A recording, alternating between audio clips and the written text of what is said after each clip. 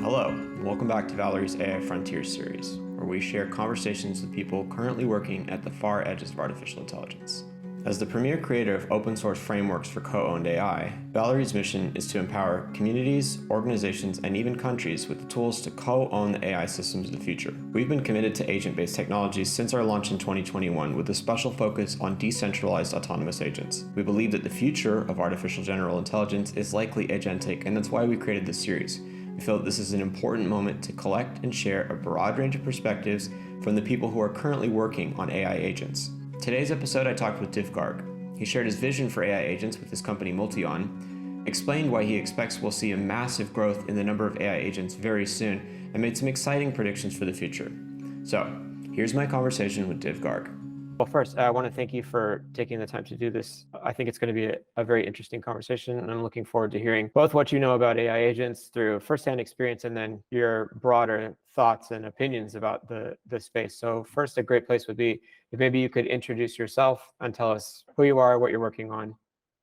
Yeah, so hi everyone, I'm Dev. So I'm the founder of MultiOn, which is an AI agent startup which are trying to build generalist web agents that can go over the internet, do things for you. And this could range from anything from like buying stuff online on Amazon to ordering food to like booking cabs to booking flights, finding information. So in a sense, we are trying to build this sort of like an agent that's like a human and can go and do a lot of the boring, mundane tasks so that I don't have to spend a lot of time doing this myself, where I can just talk to the agent and the agent can start going to doing things. And our vision is to sort of like build something like, say, like Jarvis from Iron Man, where you have this AI that's really personalized to you, that is very secure and trustworthy, and then it can go and like help you with all your daily boring stuff in your everyday life. Yeah, I think everyday tasks and automating away a lot of the tedium, how we get a lot of people in the door right away, even though the field is quite large. Like I can imagine AI agents doing a lot of things, but initially I think what will get people the most excited is quite simple things that they know how to do themselves, but don't want to take that time for.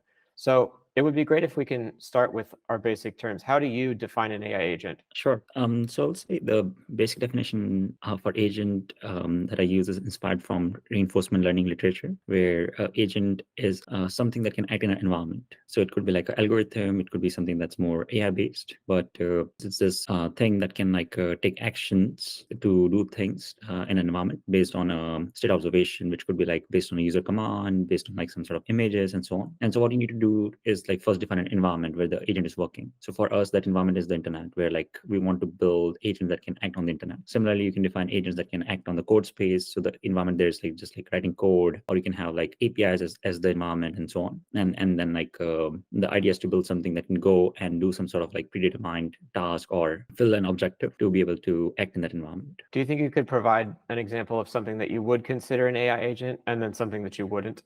Sure. That's a good one. So I would say like if you look at like your normal computer right now, you can't call that like a agent, because it's like, okay, like I have to go and do things on the computer, or maybe like say your browser right now. So maybe like a browser is a better example. So if you think about the browser, it's not an agent, because like I have to go manually type, I use my mouse and keyboard to like do things on the web. The browser is just acting like an interface or a tool that's enabling me to do this. But now if I had a more of an autonomous browser, so that's a browser that can automatically act on the internet, and that becomes an agent where like it's automatically acting. I'm just giving it a command, but I'm not the one who's acting. It's the agent that's acting. So you're focusing quite a bit on that like action moment as the definition. Yeah. So I will definitely say that being able to do something in that environment is what makes it an agent. Yeah, cool.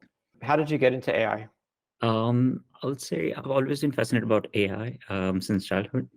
A lot of it just been like sci-fi and just books. And I would say I actually started from physics. So I did a lot of international physics Olympiads kind of stuff in high school. And when I was in undergrad, I had a choice like whether I should just go and become a full-time physicist, pursue that as a career, versus should I transition to more like AI and computer science. And I just thought like the AI was gonna be the next big thing, even like in my freshman year, where like if you can go solve AI, you can solve a lot of the problems in hard sciences, including physics, and just seemed like the AI was the right problem to crack at the time. And I was really fascinated by it. Even from my freshman year, I was like always like the reason I decided to go do computer science was because of AI. I was like, okay, like I want to go and solve AI. I want to work in AI, and that's why I should like go and learn computer science. I actually didn't have a computer science background in high school. Did you have a moment where your experiments really clicked for you, or something like was really amazing about what you were seeing with AI?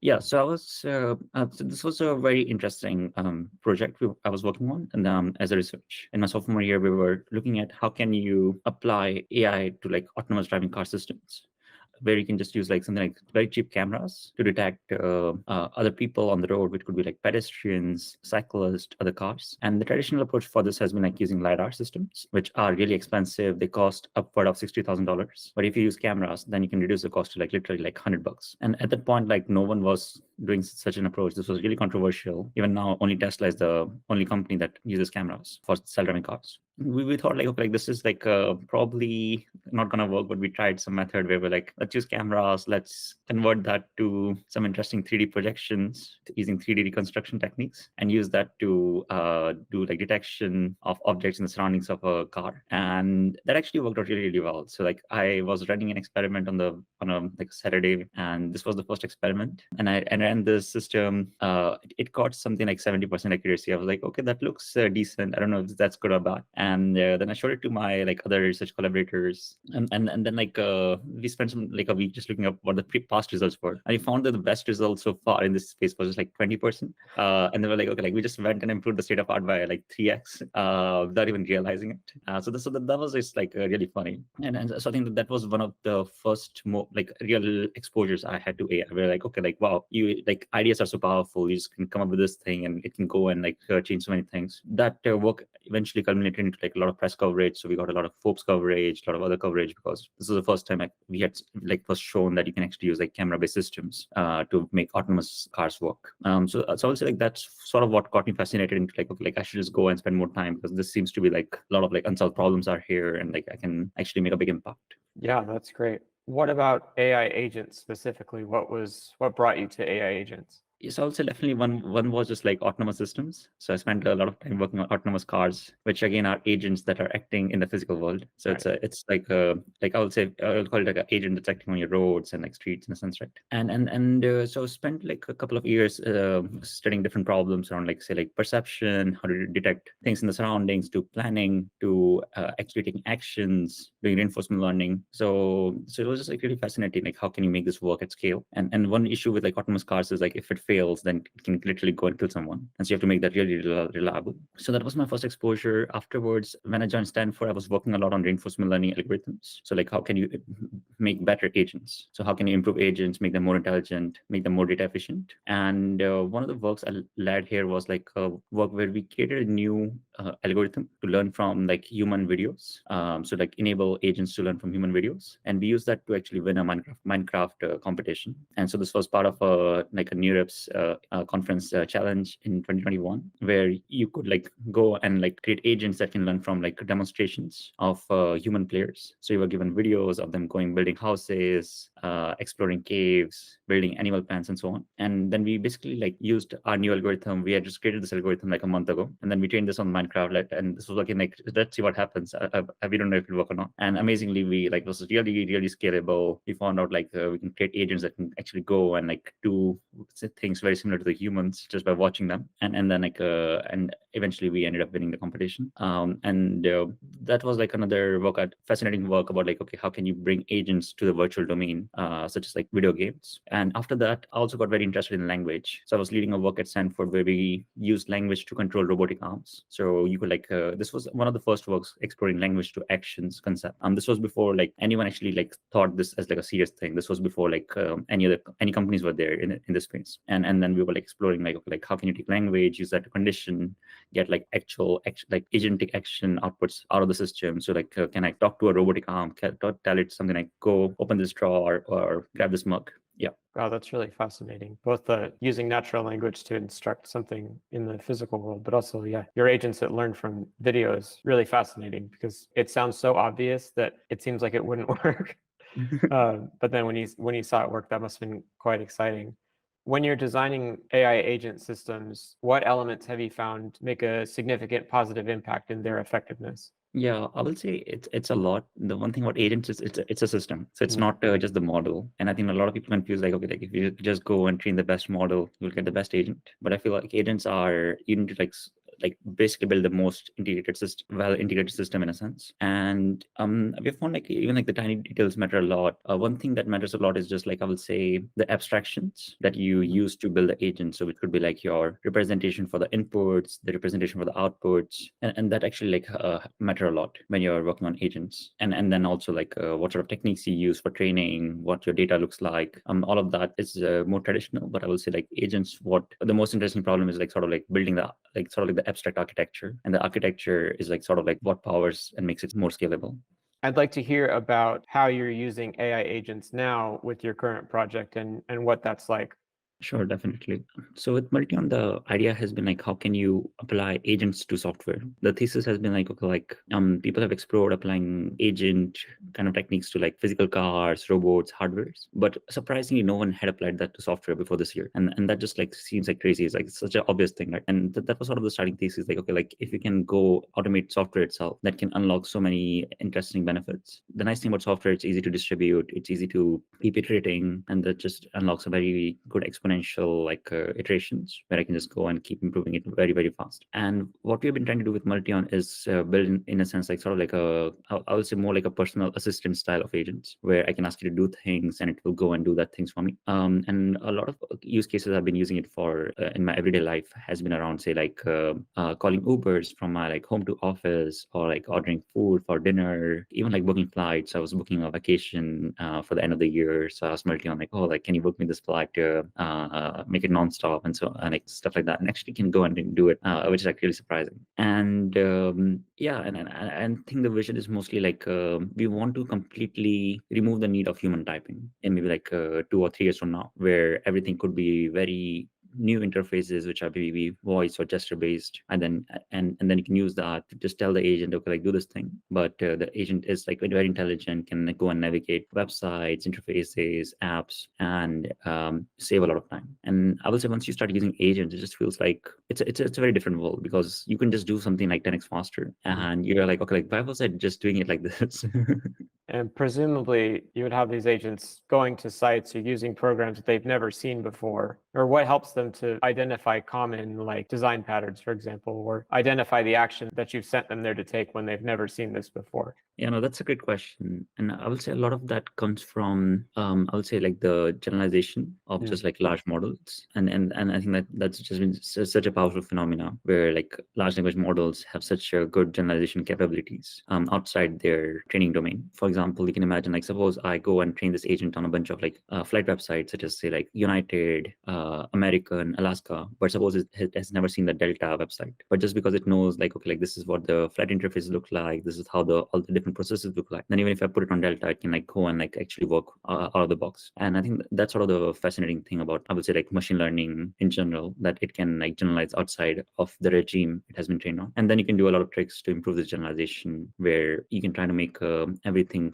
look as similar as possible. So we actually do a lot of abstractions around how do you make the input representation for every website as similar as possible. How do you make the outputs generalize? So by output, I mean the actions predicted by the agent to generalize to any website seamlessly. And that helps a lot. Yeah.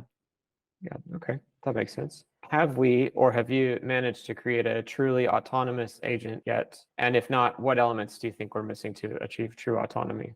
So there's like different levels of classification for autonomous agents. So usually people think about this as like level 1 to level 5, where level 1 is basically no agents. Level 2 is something like autocomplete, where like the agent is there, maybe can like take over at some point, sort of like a auto assist kind of feature. Level 3 is where it's more active in the environment, and it's taking more like actions automatically, and the human is in a sense monitoring it. And level 4 is somewhere where like the human is just present for risky situations, but is not doing anything. And level 5 is basically you don't even have a human. So I would say we are currently between, I will say, level 3 to level 4 in that sense, where we still want a human to like be there, at least in the risky situations. And then we're trying to push towards like a level 5, where you don't even need a human. And we have seen like, especially in scenarios which are very well defined, where very specific scenarios or use cases, we can like actually reach level 5. And for more general scenarios, we have seen like we are more like, we still want a human to be there in case of intervention, options.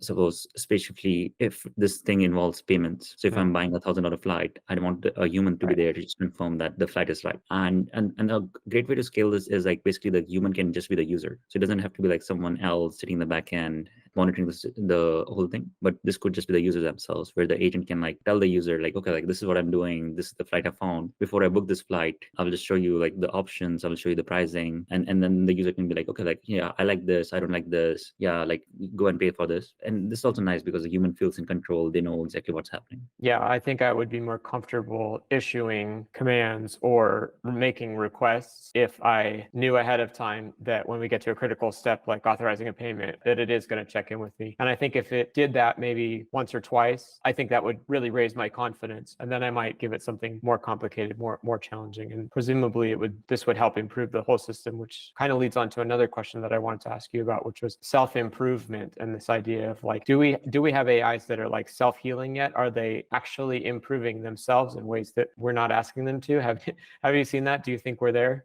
So I would say I've not seen this sort of systems out there yet. Also, I would say we are building this sort of systems. So we have something in prototype which is like actually exactly this thing. It's like concept where it can self-improve. The more you use it, the better it will become. And then we're potentially thinking of launching the system maybe like in the next 2 weeks. And then if suppose the agent fails, then a human can go teach it or show it how to do something, and then the agent will improve real time. Cool. I hope by the time this is out that's already out there. Leads me to another question I wanted to ask. What do you think the next big capability unlock is for artificial intelligence and AI agents in general? Yeah, I think there's a lot of different things. One, I will just say like there seems to be a lot of work on better reasoning. So I think that will definitely help a lot. Better planning, better reasoning, because a lot of what we see right now is very like a greedy token prediction, where like you just predict the next token or the next word, but there's sort of no planning kind of concept. Whereas like if you think about like a more like a human kind of plan level thinking, it's mostly more of you create a bunch of plans and you choose the plan and then execute the plan. So I think that's something that's missing right now, and I think we'll see a lot of that next year, maybe with GPT-5 and a lot of the work that's going. So I think the planning will be a big one, where we can teach models how to plan. And second thing will just be like better agent capabilities, where like agents sometimes still start looping, have issues around like memory, tool use. So I think we'll start seeing like better integrated systems, where how can you like take all of this individual components, put them together really well, and solve a lot of these issues. And third thing that I'm very excited about is, I will just say, multi-agent systems, because we also realized that a single agent is not enough, because it can only do so many things. But if I can just go and launch maybe like 10 agents, or you say like 100 agents or 1,000 agents, you can just do so many things by just dividing the work between these different agents and having them execute in parallel. And I think like we'll see a shift where a lot of the things will shift to a lot of background agents that are like doing different things over. And then like for a user, it's one seamless interface, but there's like a lot of like multi-agents running. Yeah, I'm glad you brought that up. At Valory, obviously, we've gone all in on agentic systems, but particularly multi-agent systems. And I think internally for us, it's very obvious that they can do so much more than a single agent can. But I think for a lot of end users, it's not quite so obvious why you might want to have a multi-agent system over just asking a single agent to do something. So maybe like, how would you explain that to someone? So I would say maybe like one of the good analogy here is, think of it as like suppose you have a single core CPU. So you have a computer which has a single like a threaded CPU, so it can only run one program at a time. And that computer is going to be very slow, because only one thing can happen. I can run maybe like my browser, but then if I want to run Slack, that I have to like interrupt something, put in the background. I can't have multiple things running at the same time because there's only one processor. But if you look at modern computers, there's like virtually like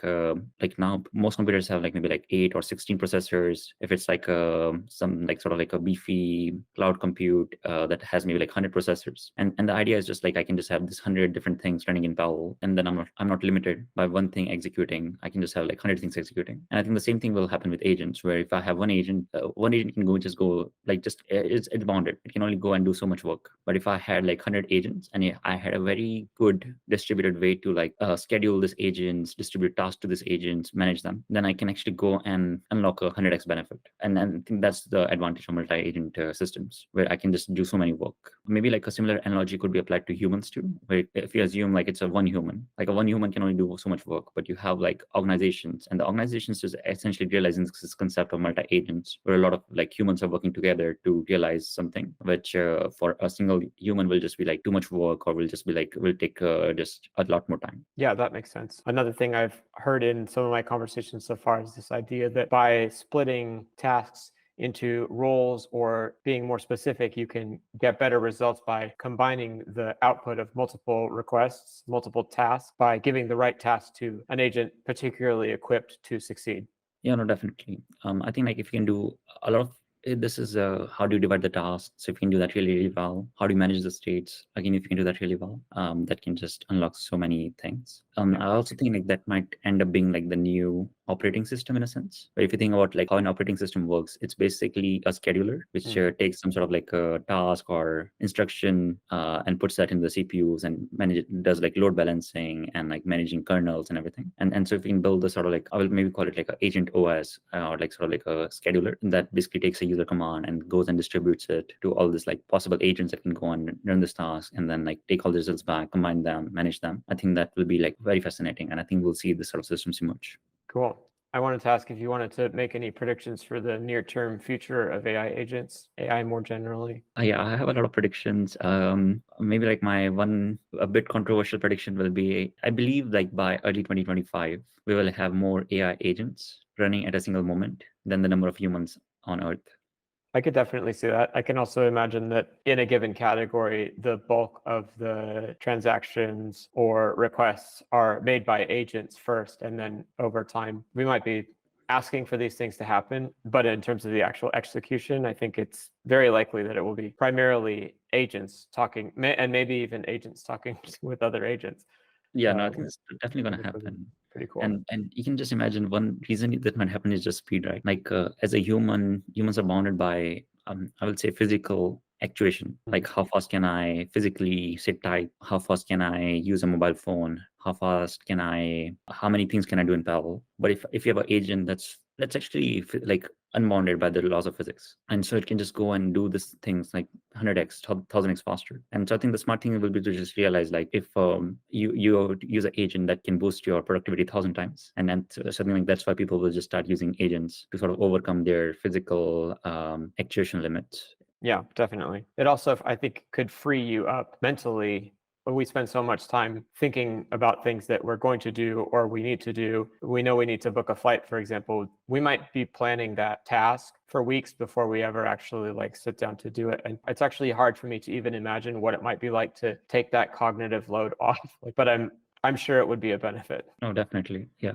I've been asking people if they have any recommended reading resources or learning pathways that they might recommend to people who are interested in going a little bit deeper on these topics. Yeah, I would say agents is so new. There's not too much literature out there, especially in terms of books. I will definitely say there's a lot of fascinating research papers that have been coming out, online blog posts. I was actually gave a lecture on agents at Stanford last week, and so I think that lecture will be online on YouTube. So that could actually be a good resource to just like see what's the state of art in agents. But I will definitely say about the best resources right now are a lot of like blog posts that people are writing, especially like the very smart people, including people at OpenAI and other places, and also just like a lot of like the research papers that are coming out, such as like the Voyager work that came out from NVIDIA discussing how can you build agents for Minecraft. And then there's also been a lot of exploration about like better agents for APIs and so on. So I think a lot of the material are currently like maybe like lectures or very interesting blog posts. Awesome. Thank you for that. Okay, I have one last question for you. Where can people keep up with you if they want to follow what you're doing, what you're working on? Yeah, I'm very active on Twitter. So Twitter is the best way to like keep up with the new things we're building, all the things I'm doing. Yeah. Okay, awesome. Well, thank you so much for taking the time to answer these questions. It was quite interesting, and I'm looking forward to seeing what happens both with your projects and AI agents more generally. Definitely. No, I think everything is going to change. So 5 years from now, the next generation will think we were cavemen. Yeah, I think I will be looking back on these conversations and thinking, oh, how quaint the things that we were talking about.